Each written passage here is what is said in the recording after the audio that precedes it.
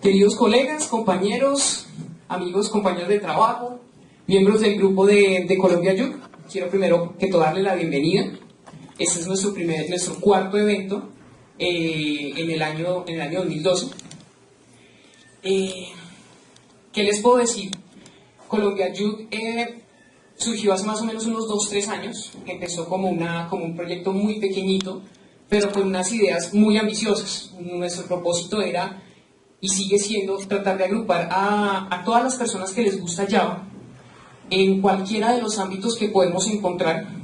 Y de hecho, ya cuando empezamos formalmente nuestras reuniones, de las cosas interesantes que encontramos era que no solamente veíamos personas aplicando Java en el entorno más normal, sino empezamos a ver nuevos campos de la máquina virtual, como los nuevos lenguajes que estaban saliendo. Android también estaba en ese momento en un auge impresionante, como ahora, y justamente esas ambiciones han llegado a que empecemos a tocar puertas en las diferentes organizaciones y empecemos a ser vistos como una comunidad mucho más grande de como inicialmente lo pensamos. Digamos que para mí es bastante importante el hecho de que ya en este momento tenemos el apoyo de Globant. Ahora en este tenemos el evento apoyado por ITAC, el cual también viene con una cantidad de sorpresas bastante interesantes que les iremos contando en el transcurso del día. Entonces, pues sin dar más largas, quiero presentarles a Charles. Él ha sido miembro y ha sido uno de los líderes del grupo desde el principio, y teníamos en deuda esta presentación desde varios Java Days. Hemos estado de manera intermitente desde hace mucho tiempo, pero por cuestiones de trabajo y pues por cosas de la vida, algunos se van, otros vuelven, y es como complicado mantener una comunidad de esa manera. Sin embargo, afortunadamente estos últimos 8 meses han sido muy gratificantes, porque hemos podido por lo menos consolidar esa base de personas que es importante para hacer que esto sea sostenible en el tiempo, ¿sí? Entonces, nuestros objetivos son varios y ustedes los pueden consultar en la página del grupo, que es esa que está ahí. Es un blog de WordPress por el momento.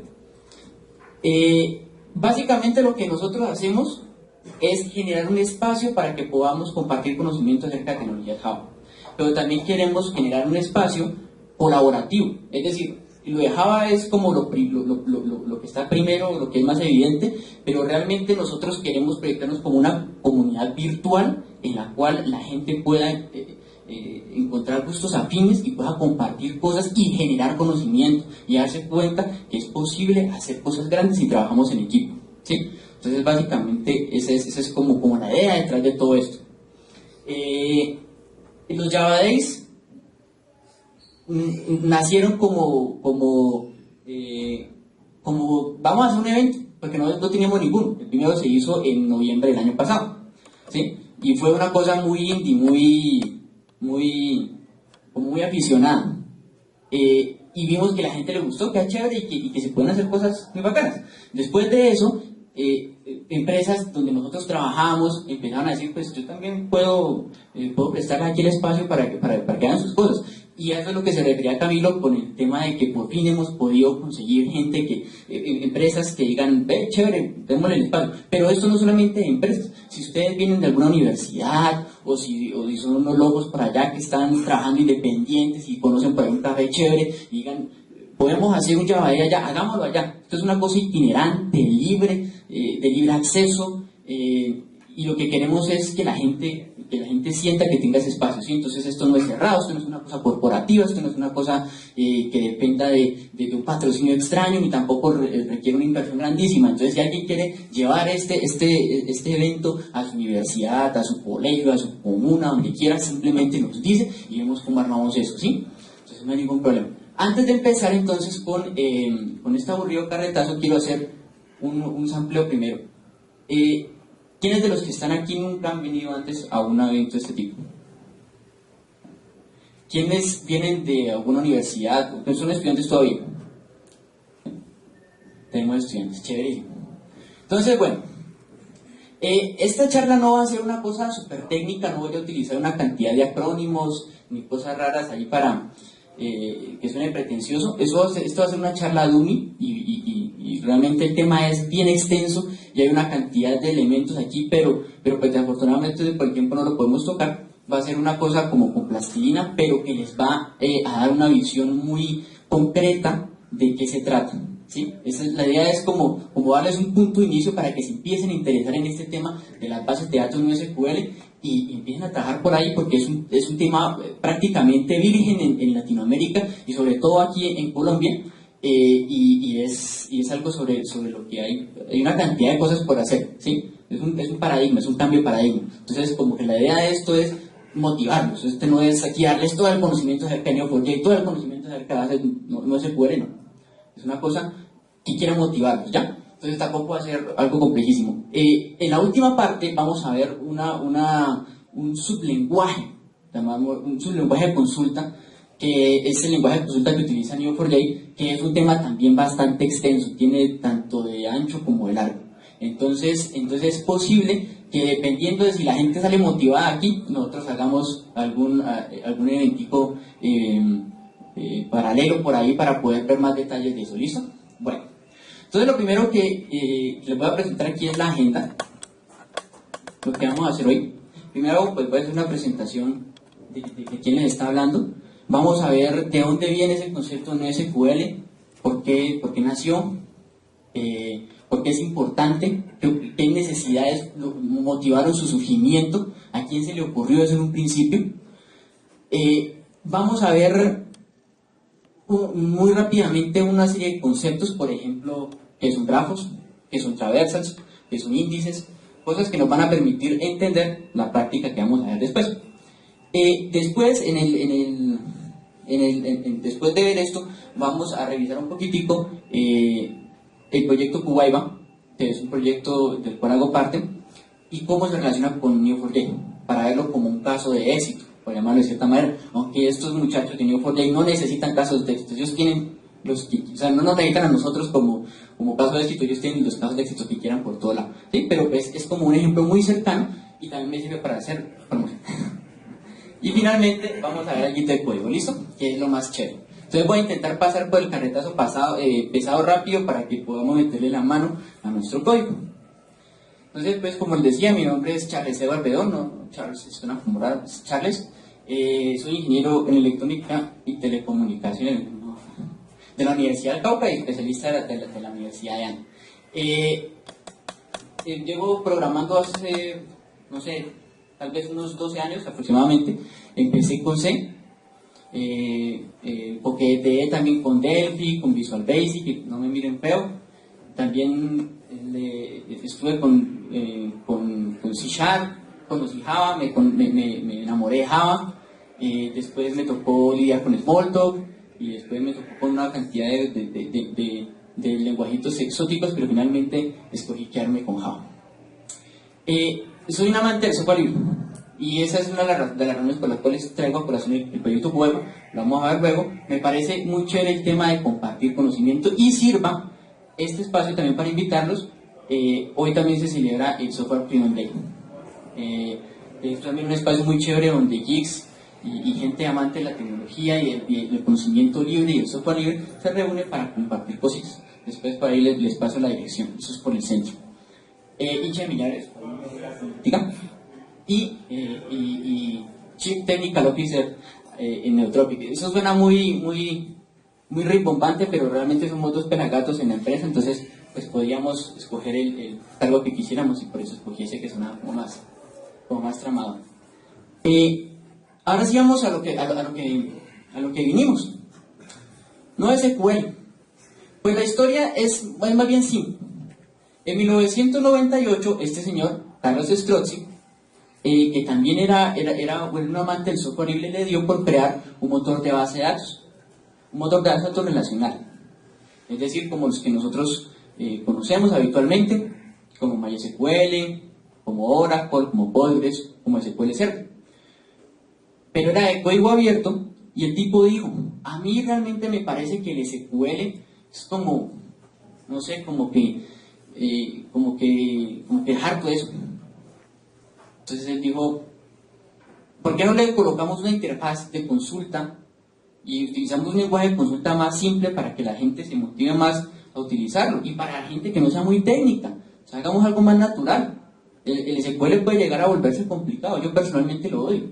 Entonces el tipo dijo, venga, hagámosle una cosa diferente. Entonces es relacional. Entonces es relacional en el sentido de que la estructura interna de esa base de datos que él creó en 1998 está basado en tablas, en registros, en llaves primarias, en llaves foráneas, en todo ese tema, ¿sí? Pero para consultar y para hacer manipulación de la información, él no utilizaba SQL, sino que utilizaba un shell, una terminal de comandos, ¿sí? Y los comanditos que utilizaba eran muy similares a los de Unix. De hecho, los archivos que constituían la base de datos como tal eran archivos de texto plano y se podía manipular por medio de las utilidades básicas de un sistema Unix, ¿sí? Entonces el tipo dijo, voy a llamarle a ese motor no SQL. Entonces ustedes podrán notar ahí que yo utilizo a veces, en este caso utilizando no con la O con minúscula, y en otros casos utilizo la O mayúscula.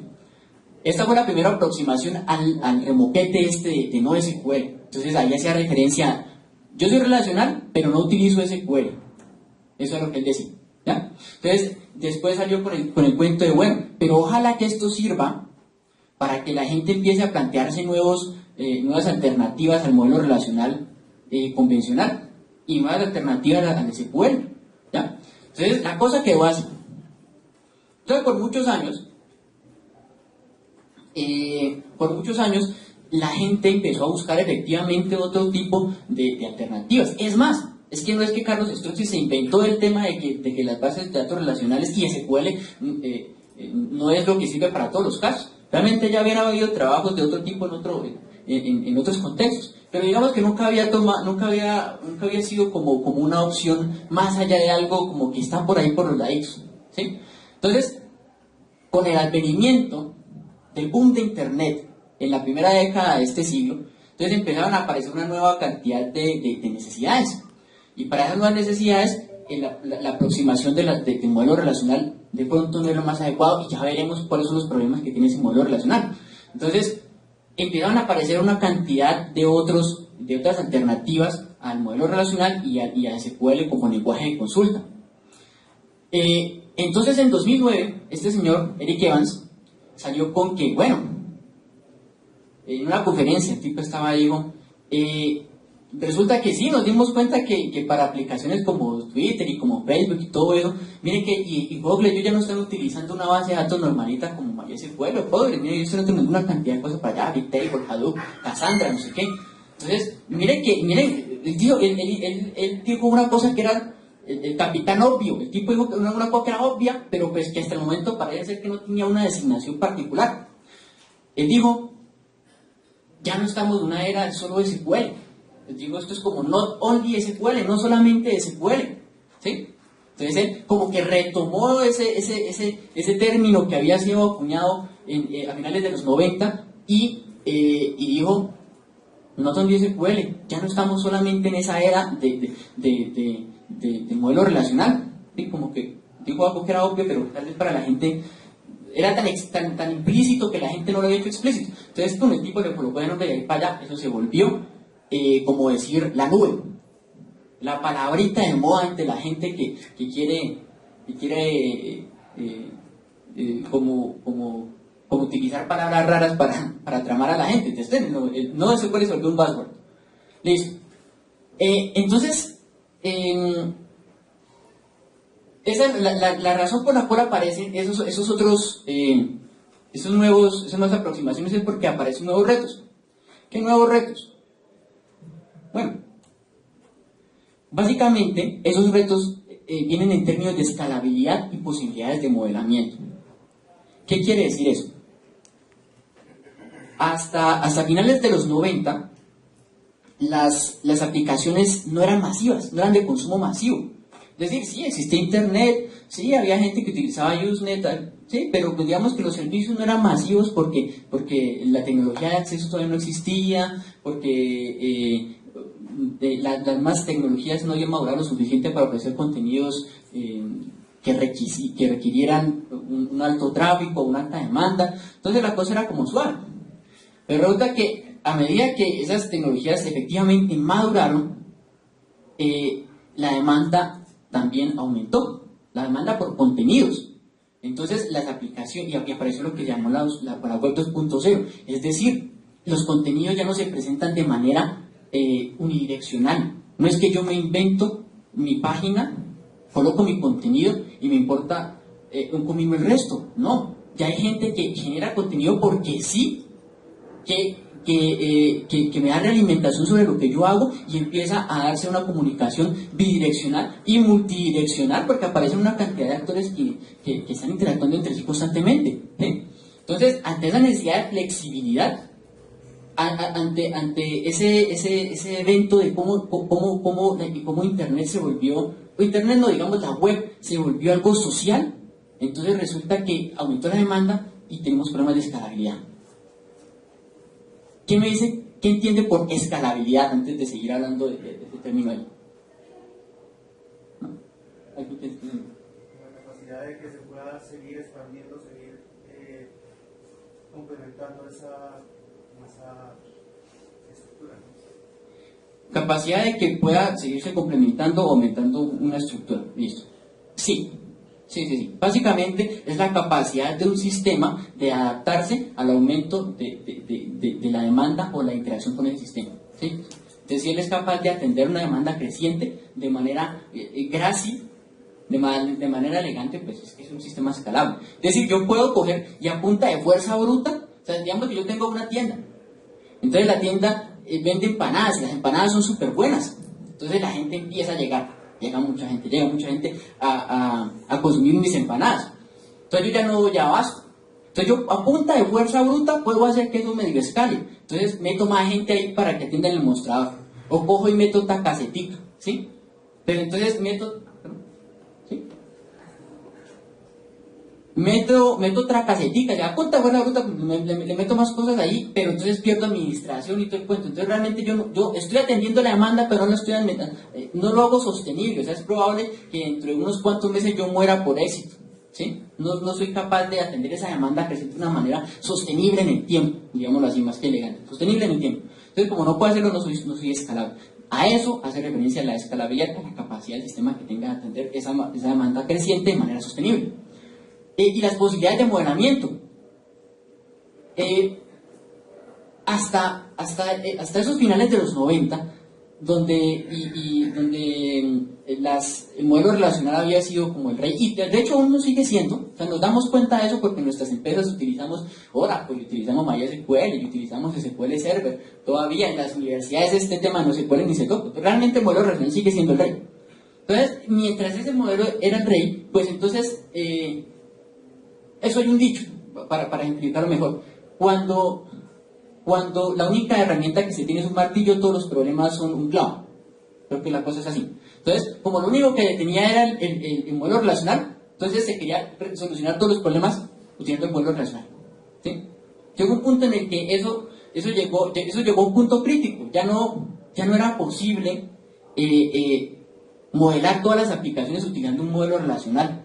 Ya no se ajustaba, sobre todo a aquellas aplicaciones de carácter social, como les digo, donde los elementos de esa aplicación están interactuando en muchas direcciones por todo lado. Entonces, el modelo relacional no se ajustaba completamente a ese escenario. Les voy a mostrar por qué QWipa utiliza una base de datos no SQL. Y más o menos voy a intentar... como por medio de ese ejemplo, que ustedes me entiendan cómo es que para ciertas aplicaciones un modelo relacional me sirve, pero para otras no. Bueno, pero entonces listo, en últimas, ¿qué es NoSQL? Hay muchas definiciones. La que finalmente le di es un dominio, es decir, no es una sola cosita, ¿sí? Por ahí leí alguna vez un comentario de alguien que decía, yo no conseguí este empleo X porque no sabía NoSQL. Eso es técnicamente incorrecto, porque como les digo, NoSQL es un dominio completo, no es como decir SQL sí es un lenguaje de consulta, ¿sí? Que tiene una sintaxis, que tiene unos elementos claros definidos, ¿sí? Entonces yo no conseguí el trabajo porque no sabía SQL, pero NoSQL realmente es un conjunto de bases de datos, ¿sí? Es un conjunto como de aproximaciones de gente que pensó un modelo diferente, que se apartan del modelo relacional, es decir, que la estructura interna no está basada en tablas, en registros, en llaves primarias y en llaves forales. Básicamente es eso. O sea, olvídense de las tablas, ya no existen las tablas. Un poco de gente se puso a pensar, bueno, ¿cómo hacemos para guardar información sin utilizar tablas? Sí, ahí está, nos apartamos del modelo relacional, ¿sí? Y son diseñadas para proveer alta escalabilidad horizontal. ¿Qué es eso? Hay dos tipos de escalabilidad: la escalabilidad horizontal y la escalabilidad vertical, ¿sí? Para aquellos que están consiguiendo trabajo, eso es una pregunta muy recurrente. ¿Cuál es la diferencia entre los dos tipos de escalabilidades? La escalabilidad vertical básicamente hace referencia a cómo hago un sistema escalable por medio de aumentar los recursos de un solo... ¿cómo les explico? Voy a explicarlo con un ejemplo mejor, porque de pronto me hago una bola. Supongan que ustedes tienen un servidorcito web en su casa, donde ahí colocaron su sitio web, comprado una IP fija, todo el cuento, y resulta que ustedes colocan un blog acerca de gatos. Entonces el blog tuvo éxito, ¿sí o no? Entonces resulta que una cantidad de gente lo visita, ¿cierto? Entonces ustedes se les cae el servidor porque hay mucha demanda, se les queda colgado después de cierto número de visitas. Entonces dicen, no, pues ¿sabe qué? O se les llena el disco duro porque hay muchos comentarios, por ejemplo. Entonces, ¿ustedes qué es lo que hacen? Pues le aumentan el disco duro, o le aumentan la RAM, ¿sí? O le cambian el procesador para que ya no tenga 2 cores, sino 4, por decir algo, ¿sí? Y por eso es chévere. Y después, cuando aumenta la demanda, entonces ustedes lo que hacen es como lo que le decía, como fuerza bruta. Entonces, pues, le meto más hasta donde se pueda. La escalabilidad vertical tiene un límite corto, ¿sí? El corto es hasta donde yo me consiga un escaparate completo de servidor, un mainframe. Y ya no le puedo meter más cores a esto, ya no le puedo meter más RAM. Entonces imaginarán que Google no tiene por allá guardado debajo de la cama de Sergey Brin un servidor grandote, ¿no? Los tipos tienen una cantidad de equipos distribuidos en el mundo, porque ellos no utilizan escalabilidad vertical. Es decir, ellos no utilizan un servidor grandote y cada vez que aumenta la demanda le colocan más cosas al escaparate, le colocan más cosas al rack del mismo equipo, ¿no? Lo que ellos hacen es, en vez de hacerlo como así, empiezan a distribuirlo horizontalmente. Entonces la escalabilidad horizontal hace referencia a la capacidad de escalar aumentando la cantidad de nodos para servir un servicio, ¿sí? En vez de utilizar los recursos de un solo nodito. Esa es la cosa, ¿sí? Entonces es como ustedes tienen el blog del gatito, entonces ya no colocan solamente su servidor allá, sino que cogen y compran 3 equipos y los colocan en clúster allá. O le colocan un balanceador de carga adelante, o una cosa de estas, ¿sí? Pero el punto es, aumenta la cantidad de noditos para servir ese servicio, ¿sí? Eso hace referencia a la escalabilidad horizontal. Entonces, estas bases de datos están diseñadas para proveer una escalabilidad horizontal buena. Es decir, ellas están diseñadas desde un principio para poder correr en diferentes máquinas simultáneamente para servir un solo propósito, ¿sí? No tienen un esquema fijo. ¿Quién sabe qué es un esquema? Esquema una base de datos.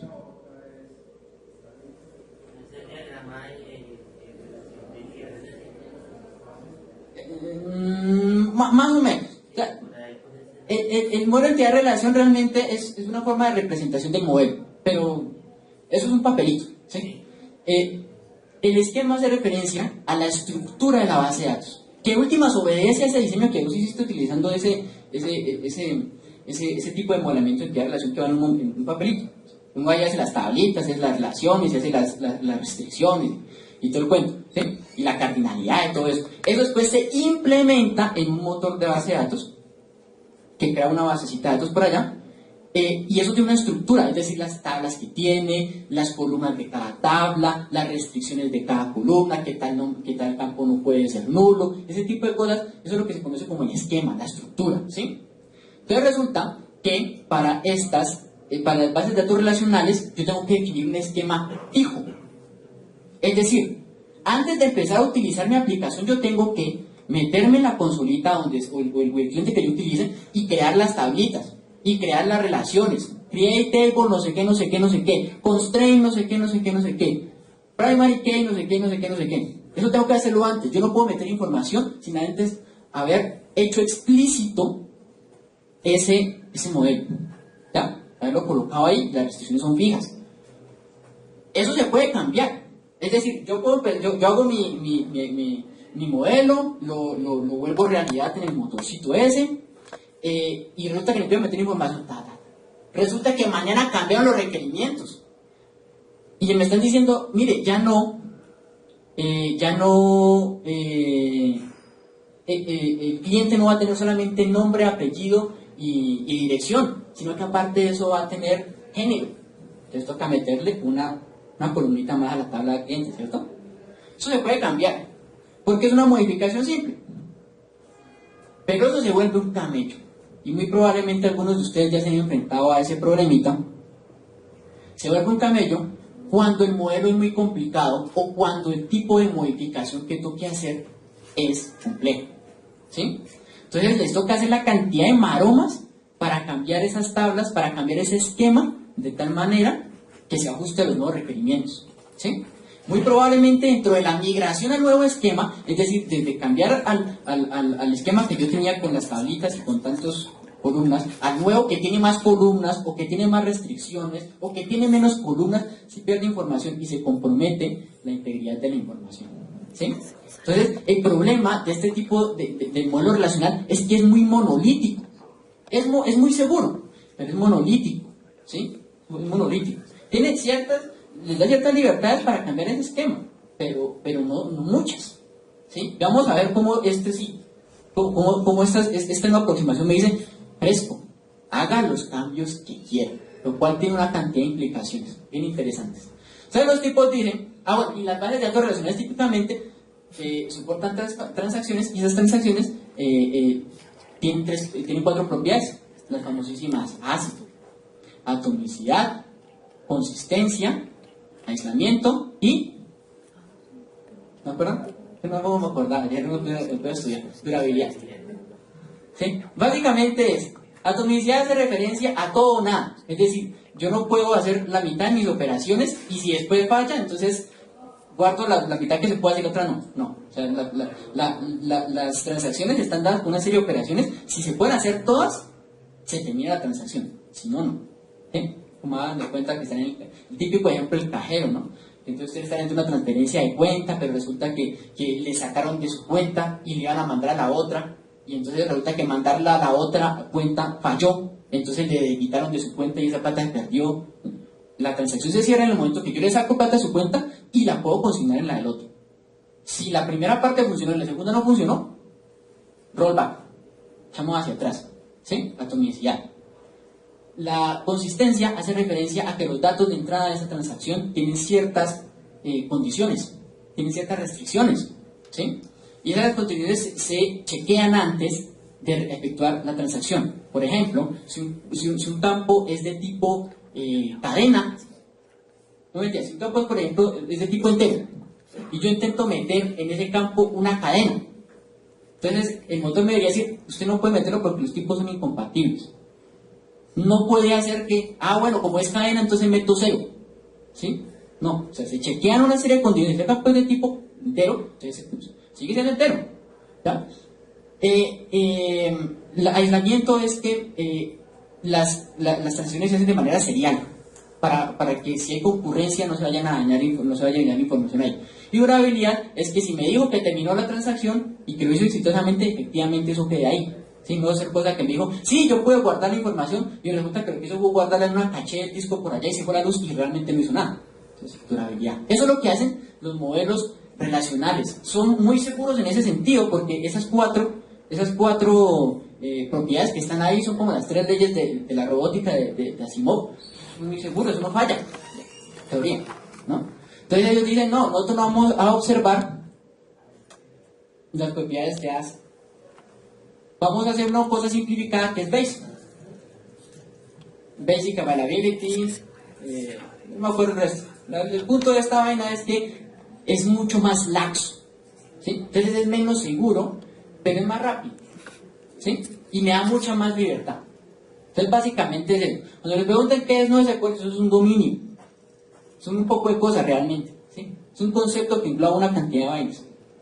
Bueno, pero entonces ¿por qué? Yo ya les había comentado los dos problemas de escalabilidad y de tipo de modelamiento. Entonces, miren, ¿de dónde sale esa cosa? O ese problema. Yo siempre veo las aplicaciones como dos contenedores. Un contenedor al cual yo le llamo el dominio de la lógica y al otro el que le llamo el dominio de la persistencia. El dominio de la lógica hace referencia a nuestra lógica de negocio, a la lógica de presentación, o a la lógica de control de flujo, en últimas, a nuestro código, ¿sí? Donde nosotros tenemos if, y donde tenemos while, y donde tenemos las clases, o donde si estamos trabajando un paradigma funcional, entonces tenemos las funcioncitas y todo ese cuento, ¿sí? Código. Y nuestra información está en variables y todo ese cuento, ¿ya? Y tenemos otro dominio que es donde yo hago persistente esa información que yo manejo en mis aplicaciones. Es decir, donde yo agarro y la información que estoy manejando y la dejo ahí para que perdure en el tiempo, ¿sí? Entonces resulta que siempre hay una gran pelea entre esos dos dominios, porque los dos dominios no son compatibles directamente. Hay ciertas cosas que están en la persistencia que no están en la lógica. Por ejemplo, en mis bases de datos relacionales yo no tengo clases. Los motores que soportan orientación a objetos, entre comillas, eso es una cosa como metida a la fuerza, precisamente porque los diseñadores de bases de datos se dieron cuenta de que cuando un programador instanciaba un objeto, le colocaba la información relativa a ese objeto y lo quería guardar, le tocaba volver eso una sentencia SQL larguísima. Entonces, como que se rompió. Yo no podía decirle, guárdenme el objeto simplemente, no me complique la vida. No, sino que tenía que pasar en una sentencia SQL que agarrara el objeto y no sé qué, y ya eso sí lo podían guardar. Entonces, como no encajan, tocó colocar una capita extra, un ORM. ¿Sí? Entonces, cuando ustedes utilizan un ORM, en vez de ponerse a armar sentencias SQL, lo que tienen que hacer es crean por allá una entidad que les ayuda a guardar los objetivos, crean su objetivo, le dicen new estudiante, y después le dicen al administrador ese, guárdenme el estudiante, y él se encarga por allá abajo de hacerle todas las cosas raras para hacer que los dos mundos empaten, ¿sí? Magia. Pero resulta que esa malla tiene una serie de problemas. Tiene problemas de escalabilidad, le adiciona overhead, entonces requiere más recursos, le quita flexibilidad porque ustedes ya no tienen acceso como al bajo nivel que antes tenían del SQL y todo eso. Cada vez que uno le coloca capitas, la decisión eterna de la ingeniería, ¿sí? Si yo hago esto para simplificarme la vida, entonces sacrifico una cosa por acá. Si quiero hacer mi dispositivo chiquito, resulta que me tocó quitarle características. Entonces lo mismo acá, chévere, el ORM me facilita la vida como programador, pero entonces yo estoy sacrificando control y estoy sacrificando escalabilidad tal vez en algunos casos. Entonces, sí, yo quito, gano, pero pierdo, ¿sabes? Entonces los locos estos de no sé qué dijeron, bueno, más bien cambiamos el paradigma. Nosotros lo que queremos hacer es intentar meter un cuadrado en un círculo, la cuadratura del círculo. Eso no buscar la cuadratura del círculo, eso no es así. O sea, más bien en vez de intentar hacer que el dominio de la lógica, mis clasecitas o mis funciones encajen dentro del modelo relacional, más bien en vez de hacer eso, más bien cambiemos el modelo relacional y hagámoslo más facilito para que haya una correspondencia entre el paradigma que yo utilizo en mi código y el paradigma que se utiliza para almacenar información. ¿Sí? De ahí sale, de esa necesidad. Esa es la necesidad más básica. ¿Ya? El otro tema es la dinamicidad. Ciertas aplicaciones requieren que el modelo de datos sea dinámico. Entonces, si ustedes en su modelo de datos tienen clase persona, la clase estudiante que hereda de persona, la clase profesional que hereda de persona, la clase, no sé, profesor que hereda de profesional que hereda de persona. Tienen su modelito ahí, chévere, ¿cierto? Entonces resulta que eso funciona bien hoy, pero resulta que mañana el cliente, por las restricciones de su negocio, les dice, pues eso ya no sirve, ya el profesional tiene que heredar de estudiante. Entonces las cosas, cambió la relación de herencia ahí. Entonces, ¿cómo es la cosa? Nos tocó cambiar el modelo de datos. Cuando ustedes cambian eso, tienen que cambiar también las cosas en el dominio de la persistencia. Y eso se vuelve un complique, ¿sí? Porque, como decíamos, los modelos relacionales son típicamente monolíticos. Entonces, cuando a mí se me ocurre meterle la mano al esquema que es inherentemente fijo de una base de datos, estoy arriesgándome a que que todo se me vaya al diablo, ¿sí? Hay unas modificaciones que son simples, no tienen problema, pero hay otras que sí. Entonces, dependiendo, hay ciertas aplicaciones en las cuales el modelo de datos es muy dinámico y está cambiando mucho, y si yo me arriesgo a cambiarlo, yo utilizo un motor relacional, entonces me estoy arriesgando a que mi información se me muera, ¿sí? Bueno, lo que les comentaba también, no voy a repetir eso, hay las aplicaciones de tipo social, es decir, las aplicaciones en las cuales los elementos de ese modelo interactúan de diferentes maneras, como en diferentes dimensiones, son complicadas de modelar en un modelo de 2 dimensiones, ¿sí? Tablas, tienen registros, tienen columnas, es complicado. Y bueno, cuando yo intento hacer que esas relaciones de múltiples dimensiones, de 3, 4, 5 dimensiones, me empaten en una de 2 dimensiones, estoy intentando buscar la cuadratura del círculo. Entonces, estoy forzando algo en lo que no cabe y la escalabilidad se ve seriamente comprometida. Como ustedes les piden, hagan un edificio con palitos de paletas. Entonces, pero el cliente les dice, uy, no, pero yo quiero que me haga un arco acá. Entonces, ustedes empiezan a cambiarle los palitos para que haga un arco. Llega un punto en el que dicen, pero es que yo no, para hacer un arco yo lo que necesito es una cosa curva, yo no necesito un palito, ¿sí? Pero solamente tenemos palitos, hermano. Entonces uno intenta hacer un bendito arco a punta de palitos rectos, ¿sí? Entonces abajo, de últimas terminan y el edificio es muy chévere, y van a ver por debajo, y por el topo coger los palitos y cortarlos en trocitos y hacer que eso fuera un medio círculo ahí, ¿sí? Entonces a veces, dependiendo del caso, tienen que forzar un modelo que es complicado de modelar en 2 dimensiones. Se lo tienen que meter porque no hay más, ¿sí? Bueno. ¿Hay preguntas hasta ahora? Bueno, ahorita haremos una dinámica para distensionar los músculos.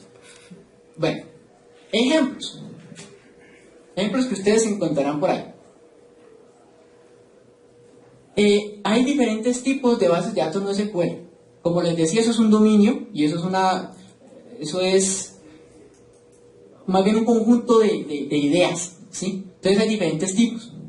Aparte de estos hay más, pero estos son como los más relevantes. Hay unas bases de datos orientadas a objetos, como por ejemplo DB for Objects, Gemstone o SOAP. SOAP es hecho en Python, Gemstone en Smalltalk, y ese DB for Objects está en C y en C# y en Java. Básicamente lo que ellos hacen es, lo que yo guardo son objetos. Efectivamente, o sea, yo en mi código, new estudiante, instancio el objeto. Después le digo, guárdeme el estudiante. Se acabó, nada más. Él guarda naturalmente objetos dentro de su base de datos. No toca hacer traslaciones raras. No toca hacer ningún tipo de artilugio mágico. ¿No? Eso simplemente guarda los objetos naturalmente. Es chévere, muy chévere. Las orientadas a documentos, la unidad fundamental de los de acá arriba son objetos, lo que ellos guardan son objetos. La unidad básica de un modelo relacional es el registro. Acá la unidad básica es el objeto, y en segundo caso la unidad básica es una cosa que se conoce como documento. Documento no es más que una estructura por ahí. Compar es nombre-valor, donde yo guardo la información. Ahí es donde se encuentran una de las ¿sí? Una pregunta, ¿la basar en XML sería en el caso de documentos? No. Una base de datos XML, que en última lo que hace es guardar la información en un archivo XML grandote y utilizar índices para acceder a esa información ahí, es otro tipo que guarda la información en un XML. Más bien es la forma como ellos conceptualizan. Yo como represento una unidad básica de información en mi mecanismo de almacenamiento a un nodito XML. ¿Listo? Una nueva aproximación. Dependiendo del caso servirá o no. A mí nunca me ha llamado la atención esas bases de datos como contexto plano, pero habrá casos en los que sí sirve. Bueno, entonces ahí es donde están las más reputadas. Por ejemplo, está MongoDB y está CouchDB. Ustedes buscan por ahí, son unas basecitas de datos bien populares. que se utilizan en una cantidad de redes sociales por ahí. Y está el corazón de Lotus Notes. No sé si a alguno le habrá tocado trabajar en soporte técnico de Domino, pues no, con IBM. Ellos lo que hacen básicamente es como duplicar, ellos tienen un producto por ahí que lo que hace es duplicar lo que hace Exchange y la suite de ofimática de Microsoft. Ellos tienen su propio servidor de correo, de mensajería instantánea, de editor de textos, base de datos. O sea, la copia del Access, de Excel, de Messenger, todo eso. Ellos tienen su propio clone para empresas. Entonces, el corazón de todo eso utiliza una base de datos orientada a documentos, ¿sí? Entonces, si algún día tienen la desgracia de tener que dar soporte técnico para Lotus Notes, acuérdense de mí. Eso utiliza una base de datos orientada a documentos. Las bases de datos de llave de valor, unos hash grandísimos. Como decía James Gosling, a mí deme RAM y yo me defiendo con eso. Efectivamente, son unas estructuras de datos, son mapas. Entonces ellos guardan la información en parcitos, llave, valor, lo que yo uso es llave, valor. También son muy utilizadas. Normalmente lo que ellos hacen es cargar en RAM esos hashes grandísimos y eso busca rapidísimo. Para ciertas aplicaciones eso sí. Y las orientadas a grafos, que lo que hacen es utilizar un grafo como estructura interna y su elemento básico es el nodo. Y la conexión también. Eso lo vemos luego. ¿Listo? El punto de todo esto es que hay muchas opciones. ¿Sí? Entonces la pregunta del millón, bueno, y entonces ya, llegó lo del SQL. Entonces eso es non plus ultra, ya no tenemos que aprender nada más, eso es ya lo que llegó. Y entonces voy a dejar tirado ahora con MySQL, SQL Server, Postgres, DB2, lo que sea que haya aprendido, para ponerme a atender no SQL. La respuesta es, ¿qué dice? ¿La respuesta es sí? No necesariamente, efectivamente. El principio básico de ingeniería, ¿no? Yo tengo que utilizar la herramienta más idónea para solucionar un problema. ¿Sí? Entonces, pues, si mi problema es una cucaracha, yo no utilizo un martillo, yo utilizo una chancla, o utilizo Write, o la Doc. Ustedes tienen que escoger la herramienta, una base de datos no es más una herramienta. Ustedes escogen la que les sirva dependiendo de su necesidad. Esa es la respuesta. ¿Sí? Es más, el modelo relacional está aquí para quedarse por mucho tiempo. Y es más, para la mayoría de casos, probablemente un modelo relacional es no más, o sea, no necesita más, no tiene que ponerse a inventar, con modelos relacionales sirve, ¿sí? Pero hay otras aplicaciones que tienen las características que les comentaba acá, los tipos de relaciones que se tienen que modelar, o sobre todo, qué tan dinámico va a ser su modelo de datos. Entonces ustedes digan, y probablemente yo necesito una base de datos no SQL. ¿Cuál? Me documento y veo, me sirve más la orientada a objetos, me sirve más la de grafos, me sirve no de qué. Lo escojo. Nosotros lo escogimos Neo4j porque se ajustaba más a nuestras necesidades, pero puede ser que PouchDB le sirva para a otra persona. ¿Listo? Ahí está internet, lea la documentación para qué le sirve y escógela y toma la decisión adecuada. ¿Sí? Eso es lo que hace, es una decisión de ingeniería también. Listo. Eso es. Entonces, la última partecita del carretazo. Grafos. Eso es un grafo. Es una construcción abstracta. Como todas construcciones abstractas, típicamente lo que quieren hacer es representar de cierta manera un aspecto de la realidad. ¿Sí? Un grafo es una forma de representar una partecita de la realidad.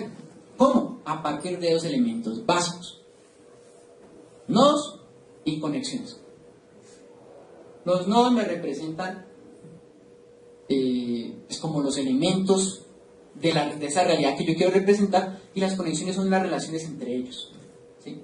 No sé si ustedes llegan a alcanzar a ver eso en su universidad o por ahí lo hayan visto, pero los grafos están en todo lado. De hecho, los grafos no aparecen por la informática, los grafos tienen toda una teoría asociada en matemáticas, ¿sí? Y se utilizan en muchos campos y son muy comunes en las telecomunicaciones, ¿sí? Por ejemplo, la manera en que, o sea, lo que utilizan para diseñar y para validar más bien un protocolo de enrutamiento en una red de telecomunicaciones es un grafo. O sea, le hacen análisis porque las redes de comunicación últimas son grafos. Son routercitos, son estaciones de trabajo, son servidores, son switches, son firewalls, y todos están conectados. Son noditos conectados por conexiones, por relaciones. ¿Ya? ¿Sí? Entonces, para validar si un protocolo de enrutamiento está bien diseñado, pues le hago un análisis de grafos. ¿Sí? Bueno. Entonces cada vez que ustedes ven una cosita así, que parezca un globo, y después que les pueda aparecer una malla, pero que les pueda aparecer un anillo, dependiendo del caso, eso es un grafo. ¿Sí? Entonces resulta que una de las acciones más comunes dentro de la teoría de grafos es recorrer ese grafo para buscar una información que yo necesito, ¿no? Pues porque yo guardo mi información en una forma de grafo, pero si no la puedo sacar no me sirve, ¿sí? Entonces, la acción de recorrer ese grafo se llama traversa, ¿sí? Usted dice, hágale traversal a ese árbol. Un árbol es un tipo de grafo, ¿sí? Porque igual, lo que pasa es que es una estructura jerárquica, pero son noditos relacionados por conexiones, lo mismo, ¿sí? Entonces, cuando dice hágale traversal a un árbol, o hágale traversal a un grafo, lo que están haciendo es recorriendo el grafo, ¿ya? Y como un grafo puede ser una cosa grandísima, puede ser una araña gigantesca, entonces normalmente uno tiene que definir un patrón para poder saltar de un nodito a otro, para tomar la decisión yo por qué camino poco, ¿sí? Entonces ya vamos a ver cómo hace eso Neo4j, ¿sí? Recorrer un grafo que es grandísimo puede tomar una gran cantidad de tiempo. Entonces eso es una cosa que tiene que tomarse con cuidado, ¿sí? El traversal entonces lo que define es una ruta por la cual yo tomo decisiones para saltar de un lado a otro, de un nodito a otro, de un grafo, ¿ya? Y el índice, ¿qué me dice que es un índice? ¿O qué se les ocurre que es un índice?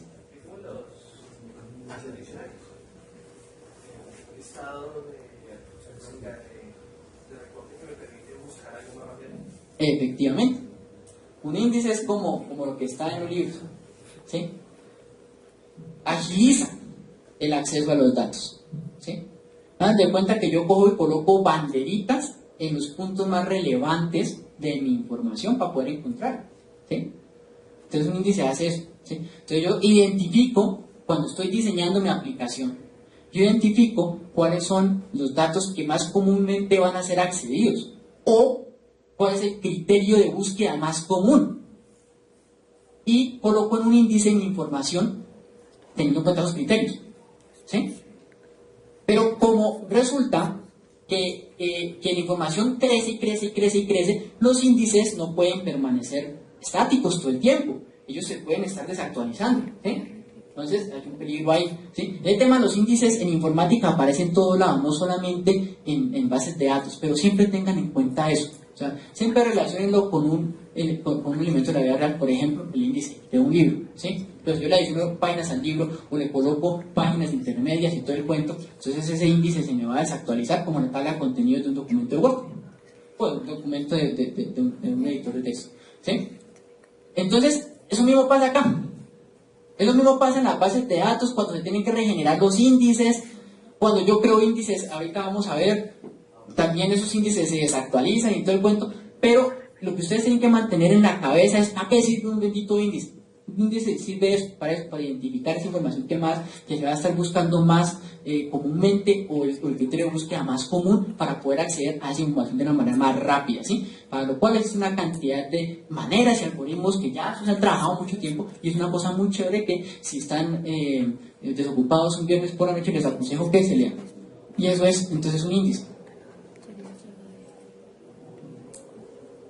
Y ya. Eso fue todo el carretazo. Afortunadamente salimos del trance en menos de una hora. ¿Preguntas? Son muy destapados.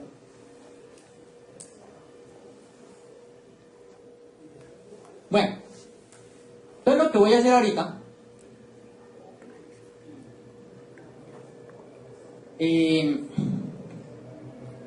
Lo que voy a hacer ahorita es un ejemplo. En el siguiente ejemplo, lo que voy a hacer es crear 5 estudiantes. Los estudiantes van a tener unos atributos. Voy, después de crearlos, a relacionarlos entre sí. Aquí se me perdió. Me perdió una diapositiva. Se me perdió la de Kuwait venido por ahí. Qué pena, yo sí decía. Falta el Git. Bueno, falta eso que saca. Entonces, lo que vamos a hacer en la práctica es utilizar una de las muchas bases de datos, no SQL, que se llama Neo4j. ¿Ya? ¿Por qué esa y por qué no otra? Pues porque esa es la que he estado utilizando en los últimos 8 meses. Y es muy chévere. ¿Sí? ¿Qué es Kuwait? Y bueno, Neo4j ya les dije, eso es una base de datos no SQL orientada a grafos, es decir, su estructura fundamental son noditos y conexiones. ¿Sí? Para otros, la estructura fundamental es el objeto, para otros, la llave de valor, etc. ¿Listo? Esto es desarrollado por una empresa sueca que se llama New Technology y es software libre. Está licenciado GPL y AGPL, lo cual es chévere y no tan chévere. Es chévere porque es código, es software libre, entonces ustedes lo pueden, no hay restricciones de uso en primera instancia, ¿sí? Es decir, ustedes pueden descargárselo, utilizarlo, ustedes pueden modificar el código, pueden estudiarlo y ver lo que aprenden de teoría de grafos. Es muy chévere, ¿sí? Pero él tiene un problemita, entre comillas, y es que su licencia es GPL y AGPL, como les comentaba. Eso tiene unas implicaciones. Las licencias GPL son licencias víricas. Víricas quiere decir que son contagiosas. Entonces, cuando ustedes agarran software que está licenciado GPL y lo van a utilizar en su aplicación, lo pueden hacer, no hay ningún problema. En el momento en que vayan a redistribuirla, eso que ustedes vayan a redistribuir, lo que ustedes hicieron, que utiliza ese software que está licenciado GPL, debe ser GPL también. Es decir, tiene que ser abierto. Entonces, si ustedes están trabajando, digamos, en un entorno donde ustedes no quieren que el código esté disponible para el cliente, no les sirve eso. Porque en el momento en que lo redistribuyan, ¡pum!, les toca abrir también el código. ¿Sí? Si ustedes no quieren, ¿no? Tienen una opción. La opción es, ustedes utilizan Neo4j y lo que redistribuyen no incluye las librerías de Neo4j.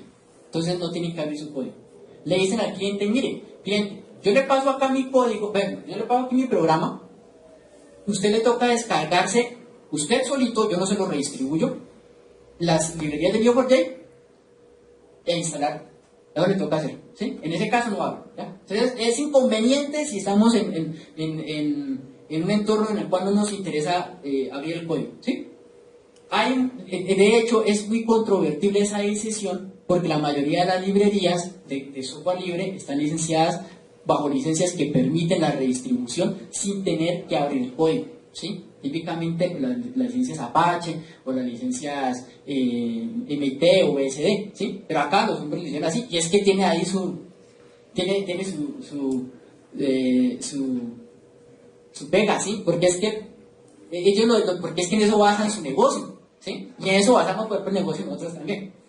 Ellos hacen software libre, pero entonces cuando la gente dice, pero es que yo quiero utilizar Neo4j y no quiero abrir mi código, ¿cómo hacemos? Pase por caja, hermano.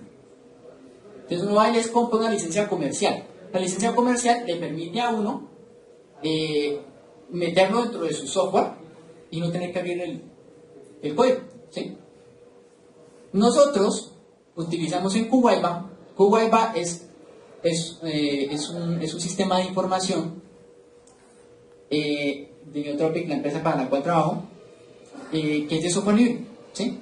Y él está licenciado EPL. Entonces la EPL es como una GPL pero más laxa.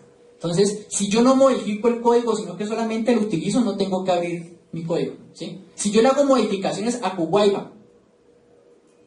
y le coloco más cosas, entonces me toca abrir el código. Pero si yo lo utilizo solamente y utilizarlo, no lo modifico, y le hago adiciones, chévere, lo puedo tener cerrado. Eso es muy común, eso es muy común y muy conveniente en los casos en los cuales ustedes tienen software libre y quieren que la gente pueda hacer plugins cerrados. Antes de hacer plugins no tienen que modificar mi código y lo puede dejar cerrado y lo puede vender. Entonces ustedes con eso van aumentando el ecosistema alrededor del sistema de información. Entonces, bueno, eso. Pero QWeba, ¿qué hace? QWeba es un sistema de inventario de red para empresas de telecomunicaciones y para infraestructura IT. ¿Sí?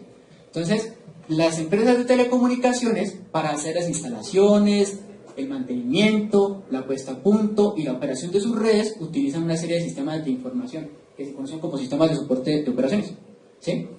Para manejar las órdenes de trabajo, para que vayan a colocar una antena en no sé qué parte, para que vayan y le manden una cuadrilla de trabajo a su casa para que les arreglen el móvil. Todo eso lo hacen utilizando sistemas de información. Entonces, nosotros desarrollamos sistemas de información para ese contexto. ¿Sí? Y lo hacemos utilizando, o sea, lo que nosotros hacemos es software libre. Ustedes lo pueden descargar, lo pueden modificar, lo pueden hacer lo que ustedes quieran, ¿sí? Porque nosotros vivimos de los servicios y vivimos de las licencias comerciales, ¿ya? Entonces, no quiero meter más spam. Sin embargo, tomamos una puñita. Si alguien está encartado con su tesis, si le gusta el tema de las telecomunicaciones o simplemente le gusta el tema del software libre y le encantaría ayudar a un proyecto que ya lleva 2 añitos, desde el punto de vista técnico, conceptual, haciendo pruebas, haciendo iconos, mandando correos, lo que ustedes quieran, pues están cordialmente invitados, hablan conmigo, ahí está mi correo electrónico y ya. Entonces, ¿por qué QWeba utiliza Neo4j? Bueno, resulta que las telecomunicaciones son un entorno muy cambiante. ¿Sí? Hace un año, 3G, chéverísimo. Las redes 3G tienen unos elementos. Resulta que hoy, 4G Revolution. Entonces, ¿qué pago con mis redes 3G?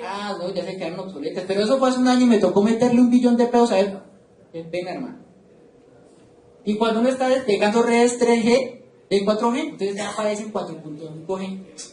Entonces, es un entorno cambiante. Entonces resulta que una cantidad de tecnologías que están metiéndose por encima de otras y de otras y de otras y de otras y de otras y convergen para ofrecer servicios. ¿Ya? Entonces, es un modelo de datos que cambia cada ratico, porque yo tengo que meter nuevos elementos, tengo que empezar a cambiar atributos, tengo que empezar a cambiar la relación entre el router y la antena de yo no sé qué por medio del cable no sé qué. Eso cambia muchísimo. Entonces nosotros al principio, hace 2 años, utilizábamos Postgres y utilizábamos un ORM. ¿Sí? Todos los elementos dentro de nuestro modelo de datos eran clases Java. ¿Sí? Clase router, clase puerto, ¿sí? Una cantidad de clases Java que tienen unos atributos, ¿sí? Entonces nosotros utilizamos un ORM que era Eclipse Link y él cogía y nos traducía todas esas clases que nosotros tenemos ahí con relaciones de herencia y todas las demás relaciones y las traducía en tablas. Una cosa mágica porque yo nunca tuve que darle un create table a ningún lado, ¿sí? Pero resulta que cuando yo tenía que colocar un atributo de más al router, eso es un camello.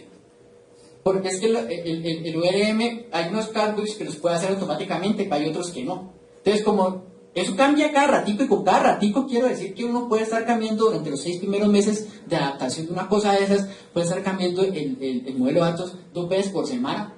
Uno en operación no puede darse el gusto de, entonces bajo la base de datos, le creo manualmente una columna, no sé qué. No se puede hacer, ¿sí? Era muy estático, muy monolítico y nosotros no podemos. Para este caso en particular, donde nuestro modelo de datos cambiaba cada ratico y las relaciones que existían entre elementos eran muy cambiantes porque dependen de las tecnologías, entonces no nos servía. Entonces, como no nos servía, nos tocó utilizar otra opción, y la otra opción venía Neo4j.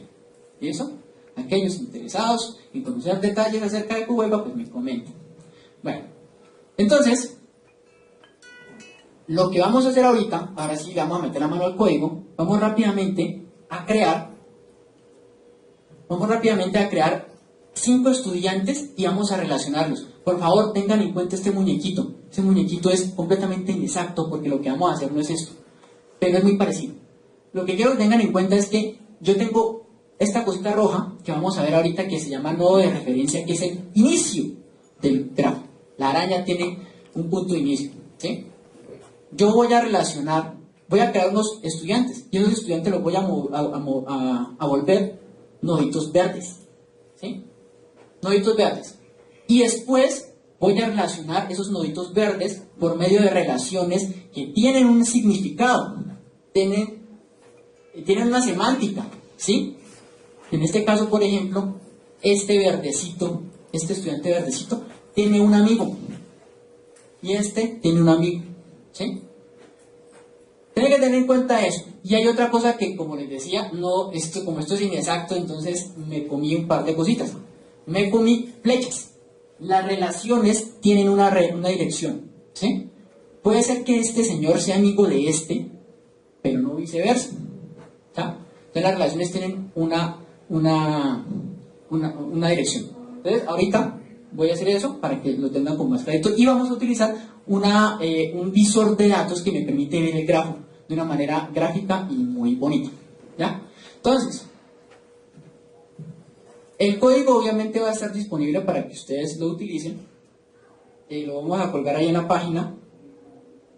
Y este código tampoco es largo. Entonces no se preocupen, no es una cosa compleja. Bueno, entonces, lo que vamos a hacer aquí es crear vamos a crear un nuevo proyecto.